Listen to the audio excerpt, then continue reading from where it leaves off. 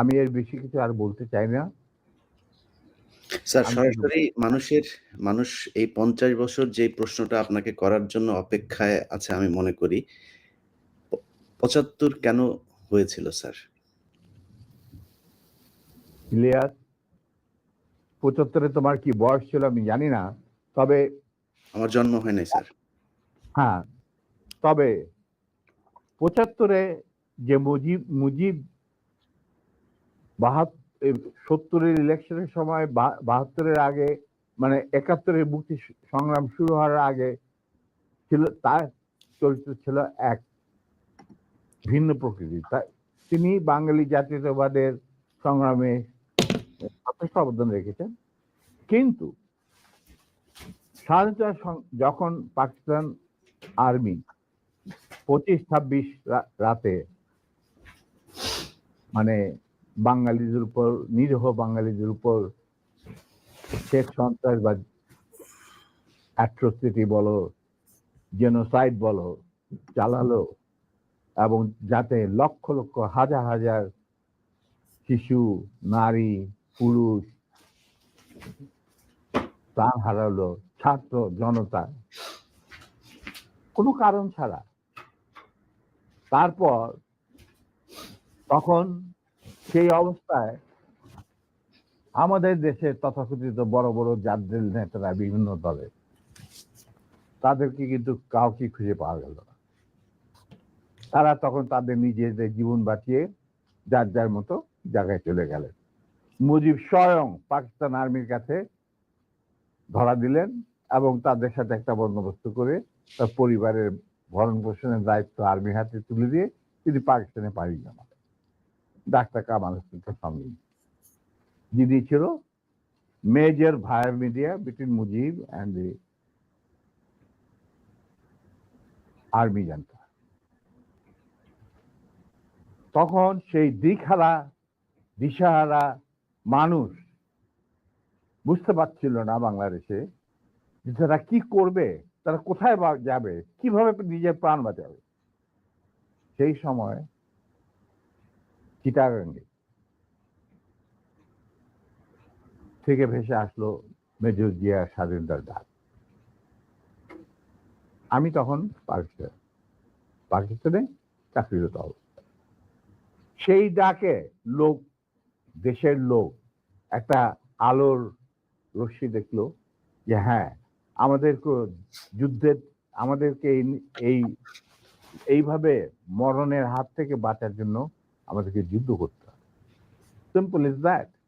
আর সমস্ত দেশে সর্বপরিসরে লোক বিদ্রোহ, সেই মুক্তিযুদ্ধ সংগ্রামে ডাকে সাড়া দিয়ে মুক্তিযুদ্ধ গড়ে তুলল।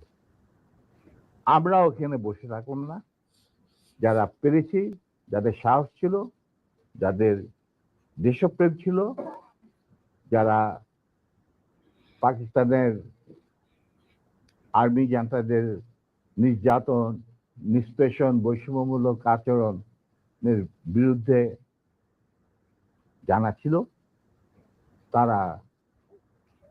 তারাও সেই সংগ্রামে যোগ দেন। অনেকেই পালিয়ে এসে জীবনের ঝুঁকি নিয়ে। আমি ছিলাম তাদের মধ্যে সর্বপ্রথম গ্রুপ লিডার, যে আরো দুজন আমার সাথীকে নিয়ে আমি এসে যুদ্ধে যোগ দিই। কোনো বিবেকবান বাঙালি তখন যারা পাকিস্তানে চাকরি করতেন, তাদের পক্ষে নিশ্চুপ বসে থাকা সম্ভব ছিল না। তবে এটাও ঠিক, অনেকেই ঠিক বুঝতে পারছিল না যে কি হচ্ছেটা কি।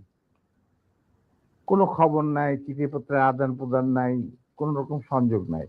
বিদেশি মিডিয়া, ভয়েস অফ আমেরিকা, তারপরে BBC, radio Australia, radio India, এই সমস্ত ওখান থেকে যা কিছু জানা যাচ্ছিল ওটা সম্পূর্ণভাবে বিশ্বাসযোগ্য ছিল না। তারা তাদের মতো করে বলতে থাকে এবং আমরা শুনতে থাকি। তাই অনেকেই ঝুঁকি নিতে রাজি ছিলেন না। আর একটা সমস্যা ছিল, অনেকেই পরিবার সহকারে থাকতেন পশ্চিম পাকিস্তান, কারণ বউ বাচ্চা নিয়ে তো আর পালিয়ে যাওয়া সম্ভব না সবার পক্ষে। কিন্তু আমি ছিলাম তখন ব্যাচেলার। আমার সাথে যে দুজন সাহসী সহযোদ্ধা চলে আসে আমার ডাকে, তারা ছিলেন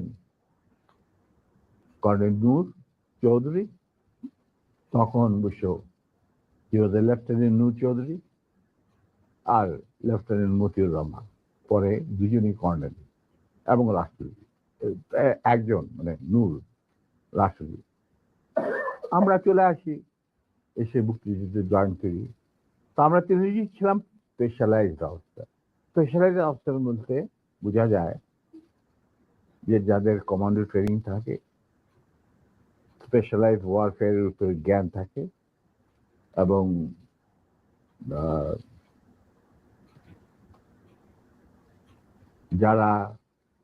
যাদের ইন্টেলিজেন্স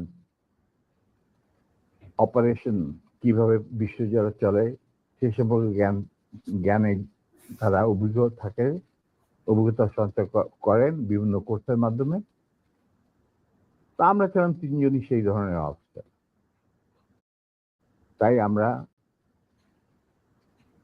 জীবনের ঝুঁকি নিয়ে আল্লাহর নাম নিয়ে বেরিয়ে পড়ি এবং অতি সহজেই দিল্লি পর্যন্ত পৌঁছে যায়। এবং সেখানে আমাদেরকে রিসিভ করা হয় সাউথ ব্লকে, মানে প্রাইম মিনিস্টারের অফিসে